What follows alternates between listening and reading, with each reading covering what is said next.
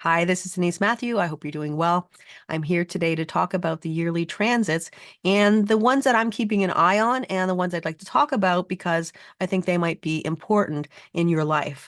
And Saturn is going to be doing a lot of repeat territory that it's already gone through in 2023. So Saturn will revisit old territory, you could say, right up until March.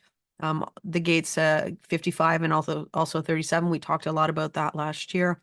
Now, moving into 2024, as of March, it's going to be going to the gate 63. It is in detriment in one line in the gate 63, line 3. And, the thing about the gate 63 is you always have to remember that, again, this is our utter authority, as I talked about, which is anything above the throat center, the head and ajna. This is always going to be your outer authority. This is for giving away. And, I've always, in the beginning of my human design journey, I used to think, wow, that's kind of sad to have to give your ideas away. But what it really means is this idea of your outer authority is amazing information. You could have a very wide knowledge base, a lot of things that you can share with the world. It doesn't mean that you have to give it away for free. So in other words, if you are somebody who does webinars or you do speaking or you share your knowledge with other people, then of course you're being paid for it. Ultimately, what this is actually saying is that your outer authority is never really about making decisions in your life. We always know that that's our inner authority and that's our authority, whatever that is. I mean, if it's your emotional authority and your strategy and authority, all those types of things, the basics of human design. So that's what we talk about when we're talking about our outer authority, because we're biased. It's very easy to be biased when you're sort of thinking about things. And I mean, it could be biased in a negative perspective, in that you think, oh, well, now that nothing's going to work, or bias in the perspective that everything's going to be working and I should just do anything I want to do. So there's those dualities. And so the gate 63 and especially with the gate 63, because this is in the head center, this is a pressure center. This is going to give a lot of pressure to try and find answers. Um, this is the beginning of the process of finding patterns that will prevent the gate 4, you know, in that, we get the answer and we prevent chaos, right? This is where the gate 63 has doubt about things. Oh, that's not going to work. Oh, this doesn't, isn't as advertised. And then we say, okay, how do we get this to work? How do we get what we need? How do we prevent the world from going into chaos, or our lives from going into chaos, which is sort of the fear that we all have with a logical energy, the patterns that we have in our world to keep everything moving in order. And when the patterns break down, then we get anxiety and all those other types of things. And of course, the gate 4 is part of the ajna, which is, this is where we can have anxiety when things are not looking the way we think they should. The gate 63 is going to give a lot of pressure. If you have a hanging gate 4, especially, but even if you have the gate 63 or you have the gate 4, as a gate 63 4 as a channel, you can feel this impactfully as well. This is always going to be just pressure. There's no awareness in this pressure. It is only pressure. It's only when we get the gate 4 that we can find the awareness, or we can find the meaning and the energy that you're getting. So this is wonderful for a lot of downloads, a lot of ideas, a lot of new patterns, new ways of being, new questions to ask that you want to find an answer for. But to run your life, it may not be the best. With Saturn in detriment in the gate 63, line 3, this is about wanting to find the answer that you want to find, and just continuing to move forward, and never feeling satisfied with the answer that you get, or alternatively feeling satisfied with something that somebody gives you because it relieves the pressure, you could say. So it can work in either way, where you want an answer really quick, you want it to come immediately, you take what you get and you say, okay, this is the answer I need, and maybe it isn't because you didn't ask the right question. And it is about this idea of asking the right question. There's these stories about I don't know, like the puzzle games, and it'll be like a genie, and they say you have to ask the right question. You can ask 3 questions, and that's all you can ask. But see, a lot of times people will just ask a question, they don't think about it, and then they don't really get the information they want.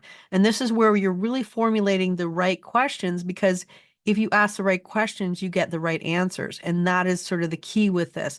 And this is about your whole life. Like, what are the correct questions to ask about your life, and where you want to, what you want to do with your life, and how you want to progress forward, and what you want to see happening in your future, because the gate 63 is part of logic, and it's always going to be about predicting the future and patterns, and watching the way things are moving in the world, and predicting sort of how things you think will turn out in the future. This is the beginning of it all.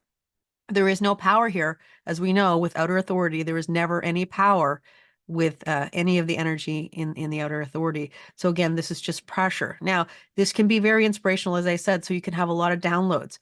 Running out and doing stuff with these downloads may not be to your advantage. So this is where you might have the pressure to, go out and ask questions and find the solution to your problems. But another perspective is sitting with this energy, especially if you don't have the gate 4, which brings the certainty and the answer to the question. And even the gate 4 is still kind of the beginning of the process. It's called youthful folly for a reason, because it's like, oh, I got an answer, yay, now I feel great, and maybe it isn't the answer you truly need. So it is about sitting with the energy and deciphering what it means for you, and letting things kind of marinate and come to fruition. And that's what the gate and that's what Saturn in the gate 63 is really going to do for us, especially anybody with a hanging gate 4. Getting lost in your thoughts, getting lost in this thinking perspective, can be very prevalent when this energy is active.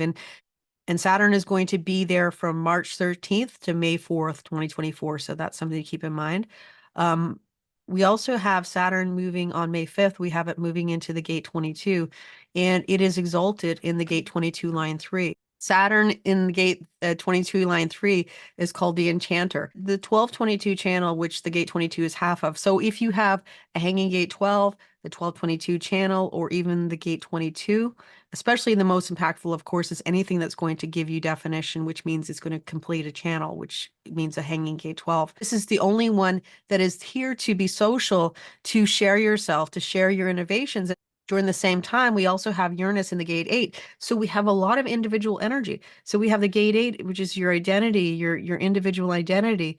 And then we have the gate 22, which is bringing the charm to let people know the information that you have, the innovation that you have, to get the help you want, to socialize, what is important to you. So, and that's what Saturn can bring. It can bring this idea of, giving you the appearance of being open to discuss. The whole thing about the gate 22 and the whole 1222 channel is this idea of openness. It really is talking about this concept that you are open to listening to other people, and once you've listened to other people, then they are open to listening to you. And that's the whole thing. It's like a reciprocation. So there's like, I will listen to you, I will open my ears to what you have to say, and then I can share my knowing and my mutation and my innovation with you. So it's like a duality. And that's why the 1222 is the only social channel, because it is this yin and yang. So it's like sharing, but also receiving as well. Whereas that's not normally the case for individual energy, because it is very mutative, and it is about, okay, this is my knowing. I don't really, really want to socialize with you, but I really want to have this move on to the next thing. And this is why the 1222 is so important for this reason. So the Enchanter brings this idea of you being perceived as somebody who is open, but also you can be received as well. And that's a big opening for, getting your individual energy, or your individual mutation, or yourself out into the world to be seen, heard, and acknowledged for what you can bring to the table, which is a great opening if we take it. So basically, the gate 63 and also the gate 22 are the big gates that we're going to be sort of feeling the energy of. And I think the gate 63 is going to be very impactful in the global stage, because that's a lot of pressure to get answers. And I think that, if people aren't answering the questions that if leaders aren't answering the questions that people are asking, and they're not giving that, logical pattern. Okay, this is how it's going to work. Laying out a really concrete way of how things are going to work, they're not going to be accepted. Although there's always that opportunity for the individual leader to kind of stand out of the crowd this year too. That kind of quirky person who, nobody would normally kind of align with, but this time they're suddenly looking as, oh yeah, well maybe they know what they're talking about. So it could be a tale of two stories. So we'll see how it plays out. But it is interesting where we have so much individual energy. With that said, I hope you have a wonderful year ahead, and I will be back again soon. Until then, take care. Bye for now.